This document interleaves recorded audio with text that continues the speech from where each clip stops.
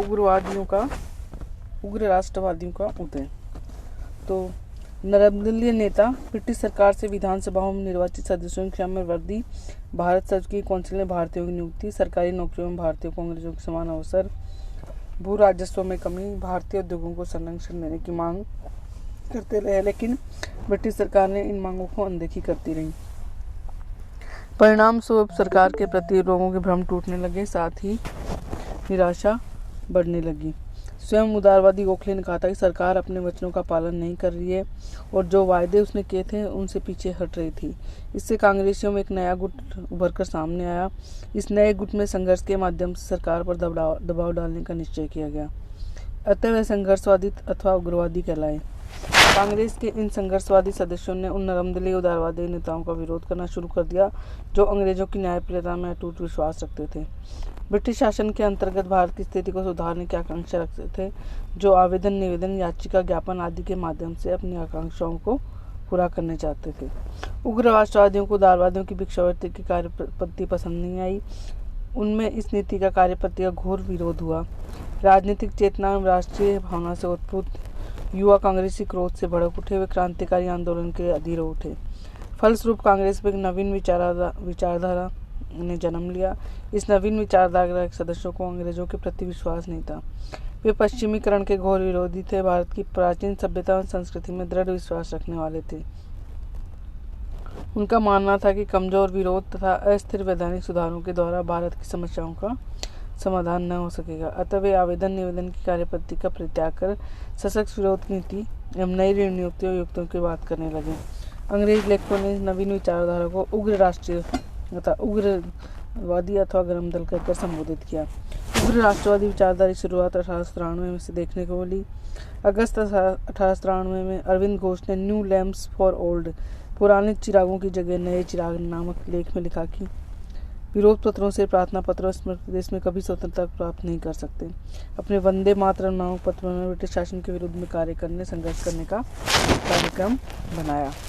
कार्यक्रम के अनुसार स्वदेशी असहयोग, राष्ट्रभाषा बहिष्कार का मंत्र समाज को दिया गया। 1896 में बाल गंगाधर तिलक ने गत वर्षों से हम चिल्ला रहे हैं, शासन हमारी बातों को सुने, लेकिन सरकार हमारी आवाज़ को नहीं सुनती, बंदूक की आवाज़ को सुनते हैं। हमारे शासकों ने हमारे ऊपर अविश्वास किया है, हम अधिक शक्तिशाली संवैधानिक साधनों के आधार पर अपनी बात सुनानी चाहिए।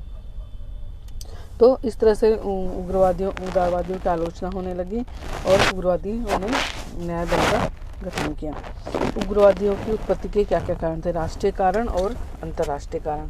तो राष्ट्रीय कारण अथवा घटनाएं क्या क्या थी? 1892 का अधिनियम, राजनीतिक भिक्षावृत्ति में आस्था का मिटाना। तो 1892 का अधिनियम क्या था? कांग्रेस के उदारवादी नेतृत्व के निरंतर आवेदन निवेदन के कारण ब्रिटिश शासन ने 1892 का अधिनियम पारित किया। यह ठीक है कि यह अधिनियम भारतीयों की स्वतंत्रता संघर्ष को प्रथम विजय थी, परंतु यह भारतीयों को संतुष्ट नहीं कर सकता। इस अधिनियम में निर्वाचन के सिद्धांत को कोई स्थान नहीं दिया। जो व्यक्ति विधान परिषदों के लिए निर्वाचित होते वे जनता के वास्तविक प्रतिनिधि नहीं थे। निर्वाचित प्रतिनिधि को जब गवर्नर जनरल विधानसभा में मनोनीत करते हुए बैठकों में भाग ले सकते थे। निर्वाचित सदस्यों की संख्या कम रखी गई। इन सदस्यों का चुनाव वयस्क मताधिकार के आधार पर नहीं होता था। बजट पर विधान परिषद का कोई नियंत्रण नहीं था। सदस्यों को बजट पर मतदान अथवा संशोधन उपस्थित करने का अधिकार नहीं दिया गया था। सदस्य पूरक प्रश्न भी नहीं पूछ सकते थे। प्रश्न पूछने के अधिकार पर वे एक तरह का प्रतिबंध था। इस संदर्भ में लॉर्ड लैंसडाउन ने कहा है कि प्रश्न इस प्रकार के होने चाहिए जिनमें केवल सम्मति प्रकट करने की प्रार्थना हो, उनमें किसी प्रकार की तर्क, भावना, कल्पना, मानहानिपूर्ण भाषा का प्रयोग नहीं किया जाना चाहिए। इस अधिनियम से कार्यकारिणी के अधिकारों में किसी प्रकार की कोई कमी नहीं आई, अर्थात अधिनियम भारतीय राष्ट्रीय कांग्रेस की मांगों की अपेक्षा बहुत कम था। तो ये 1892 का अधिनियम पारित किया गया और भारतीयों की पहली विजय थी, लेकिन इसको वास्तविक जनता का प्रतिनिधि नहीं करना था। इस अधिनियम में निर्वाचन के सिद्धांत को कोई स्थान नहीं दिया था। जो व्यक्ति विधान परिषदों के निर्वाचित थे वे जनता के वास्तविक प्रतिनिधि थे। निर्वाचित प्रतिनिधि को गवर्नर जनरल विधानसभा में मनोनीत करता था, तभी वह बैठकों में भाग ले सकते थे। बजट पर विधान परिषद का कोई नियंत्रण नहीं था, इसलिए भारतीयों को संतुष्ट नहीं कर सका यह अधिनियम। राजनीतिक भिक्षावृत्ति में आस्था का मिटाना। 1892 में से 1906 ईस्वी तक ब्रिटेन में अनुदार दल टोरी की सरकार रही है।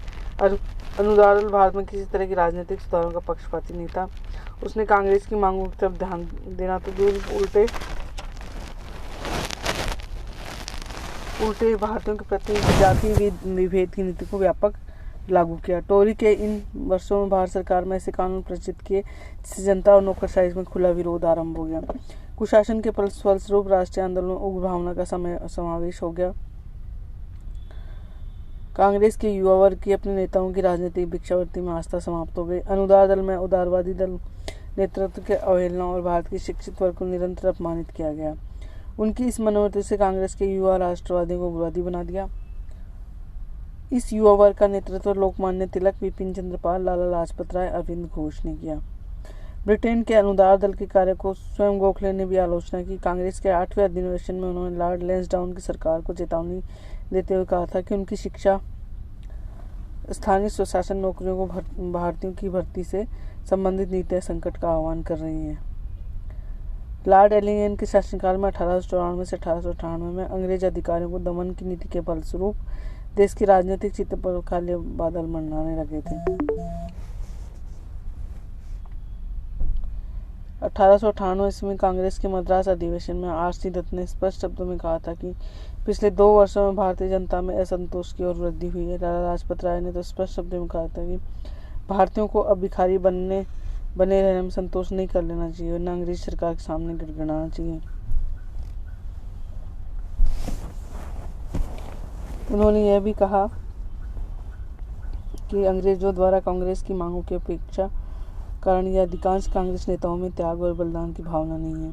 अपनी मांगों को स्वीकार करने के लिए त्याग और बलिदान की आवश्यकता है। उग्र राष्ट्रवादियों ने ऐसा करने का निश्चय किया। भारत का तीव्र आर्थिक शोषण, निर्धनता और आर्थिक असंतोष क्रांति को जन्म देते हैं। 19वीं सदी के अंतिम काल में भारत में चारों ओर आर्थिक असंतोष व्याप्त था, परंतु ब्रिटिश सरकार ने स्थिति को सुधारने का प्रयास नहीं किया। इसके विपरीत अंग्रेजों ने इंग्लैंड को लाभ पहुंचाने के लिए भारत के लगभग सभी निर्यातोन्मुख उद्योग समाप्त कर दिए, भारत को केवल कच्चे माल की मंडी बना दिया। इसका परिणाम यह हुआ कि भारत से करोड़ों रुपए प्रतिवर्ष इंग्लैंड जाने लगा। भारत की जनता दिन प्रतिदिन निर्धन होती गई। 1870 ईस्वी के बाद भारतीय नेताओं का ध्यान इन आर्थिक परिणामों की ओर आकर्षित हुआ। भारतीय उद्योगों का विनाश, कपास की बनी चीज़ों पर आयात कर में कमी, भारतीय मिलों को तैयार होने वाले कपड़े, 7.5% उत्पादन शुल्क, कृषि भू राजस्व का अत्यधिक बोझ, जिससे किसानों की बढ़ती हुई निर्धनता और शासन के उच्च पदों में भारतीयों को दूर रखने की मनोवृत्ति ऐसी समस्याएं थी जिससे स्पष्ट हो गया था कि अंग्रेज केवल भारत में लूट कर ले जाना ही अधिक महत्वपूर्ण मानते हैं। उनके शासन का मूल उद्देश्य था। भारतीय लेखकों एवं विचारकों ने भी इसमें योगदान दिया। दादाभाई नौरोजी, रमेश चंद्र दत्त, रानाडे, D.N. वाचा, सर विलियम डिग्बी ने अपने लेखकों एवं पुस्तकों द्वारा अंग्रेजों को आर्थिक शोषण की नीति को स्पष्ट कर दिया। उन्होंने बताया कि भारत में महत्वपूर्ण व्यापारिक प्रतिष्ठान अंग्रेजों के नियंत्रण में है। कपड़ा उद्योग भारतीयों के नियंत्रण में है, किंतु उसके विकास में अंग्रेजों ने अनेक बाधाएं उपस्थित कर दी थी। सरकारी नीतियों का निम्न मध्यम वर्ग बेकार की समस्या उग्र रूप धारण कर रही थी। अकाल, भूचाल आदि प्राकृतिक प्रकोपों ने जनता में असंतोष अधिक बढ़ गया था। शिक्षित वर्ग के असंतोष जनता के कष्टों में प्रगतिवादी राष्ट्रीयता को प्रोत्साहन दिया। परिणाम स्वरूप कांग्रेस के युवा नेता समझने लगे कि जब तक भारत पराधीन रहेगा तब तक उसका आर्थिक शोषण जारी रहेगा। आम जनता निर्धनता के चुंगल से मुक्त नहीं हो पाएगी, अतः उनमें बहुत से लोग भारत में ब्रिटिश सत्ता को समाप्त करने के लिए कटिबद्ध हो गए। अकाल, प्लेग आदि के समय सरकार की अकर्मण्यता। गुरुमुख निहाल सिंह ने लिखा कि 20वीं सदी के आरंभिक वर्षों में देश में अकाल, प्लेग आदि राष्ट्रीय विपत्तियों का सामना करने के लिए सरकार ने संतोषजनक नीति नहीं अपनाई। 1896-97, 1899 से 1900 में देश में भयंकर दुर्भिक्ष पड़ा और महामारी फैल गई।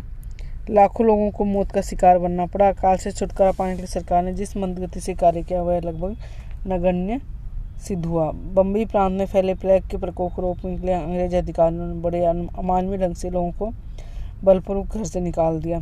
पुणे में यह काम सेना को सौंप दिया। आज्ञा प्रसारित कर दी, सैनिक घरों में जाकर व्यक्तियों की जांच करेंगे। फलस्वरूप गोरे सैनिक भारतीयों घरों में घुस जाते, स्त्रियों की जांच करने के बहाने साथ ही अत्यंत अशिष्ट व्यवहार करते।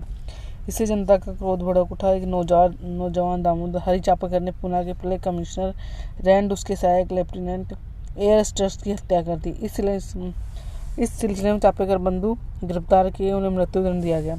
उनकी मदद के लिए आरोप में नाटू बंधु गिरफ्तार किए गए, बिना मुकदमा चलाए 4-5 महीने तक जेल में बंद रखे गए, फिर देश से निकाला दे दिया। लोकमान्य तिलक ने अपने समाचार पत्र केसरी में सरकार की कटु आलोचना की, अतः उन्हें तिलक पर जनता को भड़काने का राजद्रोह का मुकदमा दायर कर दिया। उन्हें 18 महीने की सख्त कैद हुई। पूना में उग्रवादियों उपद्रवियों को दंड देने वाली पुलिस टुकड़ी तैनात कर दी गई। इस घटना को भारतीयों ने झकझोर दिया। अंग्रेज भक्त कांग्रेस के उदारवादी नेताओं के भी अंग्रेजों की न्यायप्रियता के प्रति विश्वास डगमगाने लगा। सुरेंद्रनाथ बनर्जी ने कहा, हम पूना में दंड देने वाले पुलिस की तैनाती गलत समझते हैं। तिलक और पूना के कुछ अन्य पत्रकारों को कैद में डालना और भी अधिक गलत समझते हैं। तिलक की कैद पर सारा राष्ट्र रो पड़ा और श्रीमती एनी बेसेंट की मान्यता है कि इन्हीं घटनाओं ने भारत में उग्रवाद का विकास हुआ। सांस्कृतिक नवजागरण। तो अंग्रेजों ने भारतीयों को यह बताने का प्रयास किया कि पाश्चात्य सभ्यता और संस्कृति भारतीय संस्कृति से श्रेष्ठ है। अंग्रेजों ने भारत में जिस प्रकार की शिक्षा का विकास किया, उसमें से उसका देह भारत में पाश्चात्य संस्कृति का प्रचार प्रसार करना था। कांग्रेस के उदारवादी नेता भी पाश्चात्य संस्कृति के रंग में डूब गए, परंतु 19वीं सदी के अंत में 20वीं सदी के प्रारंभ में भारत के अनेक क्षेत्रों में पुनर्जागरण दिखाई दे रहा था। धार्मिक पुनरुत्थान ने शिक्षित वर्ग में पाश्चात्य शिक्षा से संस्कृति की स्वाभाविक प्रतिक्रिया उत्पन्न कर दी। Arya Samaj, Ramakrishna mission, theosophical society आदि धार्मिक सामाजिक संस्थाओं के प्रचार ने जनता का ध्यान अपनी प्राचीन गौरव की ओर आकृष्ट किया। स्वामी विवेकानंद ने हिंदू धर्म की महानता सिद्ध कर विश्व को आश्चर्यचकित कर दिया। इन महान नेताओं ने जनता में अपनी समस्या को स्वयं हल करने के प्रति आत्मविश्वास जागृत किया। भारतीय जनजीवन में एक नवीन जागृति, एक नई स्फूर्ति उत्पन्न हुई। इसी समय राष्ट्रीय साहित्य का विकास हुआ। बंकिम चंद्र चट्टोपाध्याय जैसे उपन्यासकार, रविंद्रनाथ ठाकुर जैसे कवियों, दृष्टाओं द्वारा भारतीय भाषाओं की संपन्नता बढ़ रही थी। भारतीय कला, संगीत, प्राचीन साहित्य, संस्कृति का पुनरुत्थान हो रहा था। भारतीयों को अपने पूर्वजों की उपलब्धियों पर गर्व हो रहा था। इस युग का बंगला साहित्य का देशभक्ति की उदात्त भावनाओं से उत्प्रेरित था। बंकिम चंद्र का आनंद मठ सामयिक रूप से प्रभावी पुस्तक थी। उनका प्रसिद्ध गीत वंदे मातरम राष्ट्रगीत बन गया। हिंदू धर्म और संस्कृति के इस नवजागरण ने अभिभूत एनी बेसेंट ने यहाँ तक कहते कि विश्व का कोई भी धर्म इतना पूर्ण नहीं है जितना हिंदू धर्म। फलस्वरूप भारत का युवा वर्ग पश्चिमी वस्तुओं, पोशाक और शिक्षा का विरोधी बन गया। भारतीय वस्तुओं, भारतीय विचारधारा के प्रति प्रेम जागृत हुआ, उनमें आत्मविश्वास उत्पन्न हुआ। इस आत्मविश्वास ने भारतीयों को विदेशी शासन के प्रतिकार का कष्ट सहने करने का आवश्यकता पर बलिदान कर विदेशी शासन को नष्ट करने का उन्होंने दृढ़ निश्चय किया। आंग्ल भारतीयों का अहंकार युक्त व्यवहार। भारतवासियों के प्रति आंग्ल भारतीयों के अहंकार युक्त बर्बरता व्यवहार ने उग्रवाद के रूप में महत्वपूर्ण योगदान दिया। अंग्रेज लोग भारतीयों को निम्न प्रजाति का समझते थे, उन्हें घृणा की दृष्टि से देखते थे। आंग्ल भारतीय समाचार पत्र खुले रूप में अंग्रेजों को भारतीयों के साथ दुर्व्यवहार करने का प्रोत्साहन देते थे। सरकार की ओर से प्रोत्साहन एवं संरक्षण मिलता था। ब्रिटिश सैनिक तथा अधिकारी भारतीयों के साथ अपमानजनक या अपितु कई बार निर्दयता पूर्वक व्यवहार करते थे। सरकार इन लोगों के विरुद्ध कोई कार्यवाही नहीं करती। किसी भारतीय की हत्या कर देने पर भी अंग्रेज को नाम मात्र की सजा दी जाती थी। लॉर्ड कर्जन की नीतियों ने जाति भेदी नीति को काफी प्रोत्साहित किया। कर्जन की मान्यता थी कि पश्चिमी लोगों में सभ्यता, पूर्व लोगों में मक्कारी पाई जाती है। जाति भेद की नीति ने भारतीयों में प्रतिशोध की भावना को उभारा, उन्हें उग्रवादी बना दिया। आंग्ल भारतीय पत्रों का विरोधी दृष्टिकोण। तो हमारे राष्ट्रीय आंदोलन में उग्रवाद का उदय कारण आंग्ल भारतीय समाचार पत्रों का द्वारा भारत विरोधी दृष्टिकोण का प्रचार करना, भारतीयों का चरित्र हनन करना। इन समाचार पत्रों में शिक्षित भारतीयों को गुलाम, बुर्जुआ, भिखमंगे, नीच जाति आदि की गालियां दी जाती थी। फिर भी सरकार इन पत्रों के विरुद्ध कोई कार्यवाही नहीं कर रही थी। इससे युवा भारतीयों का उत्तेजित हो जाना स्वाभाविक था। इतना ही नहीं, कई बार तो सरकार के शीर्ष अधिकारी भी हमारी राष्ट्रीय भावनाओं को अपमानित करने से नहीं चूकते थे। 1905 में कलकत्ता विश्वविद्यालय के दीक्षांत भाषण में लॉर्ड कर्जन ने कहा था कि भारत राष्ट्र जैसी कोई चीज़ नहीं है। मतलब लॉर्ड कर्जन की जो नीतियाँ थी उनके कारण भी लोग विरोधी हो गए और ये उनके मुख्य कारण रहे हैं जो उग्रवाद के उदय में महत्वपूर्ण